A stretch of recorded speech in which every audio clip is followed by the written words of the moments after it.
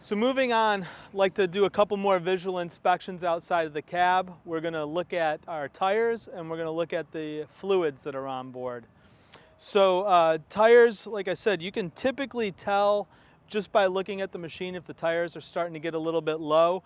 If you do need to add air to your tires, please refer to the manufacturer's recommended tire pressures on those. We realize that not all sweeper manufacturers are using the same tires on their machines, the same specifications, so you want to make sure that you're filling those tire pressures up to the correct pressure for those tires on your Global sweeper.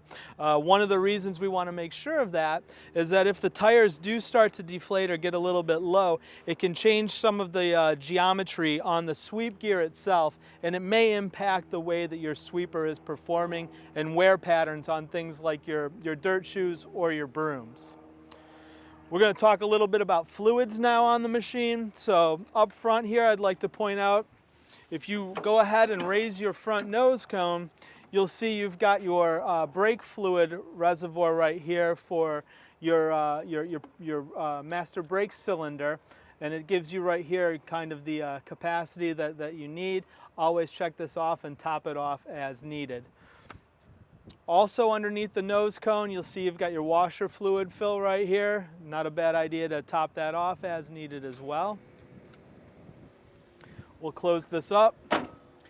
And moving over to the side of the machine, underneath this or behind this panel here, if you just go ahead and raise that latch, you'll find your diesel fill for the sweeper. Now your Global M4HSD has a 50-gallon diesel tank on it. Always a good idea, have a cloth handy, wipe down this fill before you open it, and then when you go ahead and are replacing the cap after you're done filling it, we want to try and keep that as clear of any contaminants as possible. So continuing on with our fluid checks, on the side of the machine, again, you've got a little cover here. If you open it up, your engine fill and dipstick are located inside. So the engine dipstick is yellow handle on the inside. You do want to go ahead when you reach in to turn it to the left about a half of a turn to unlock it before you can remove that dipstick to check it. And if you do need to fill, you can go ahead and add oil fluid by removing the cap, getting a funnel, and adding your fluid there.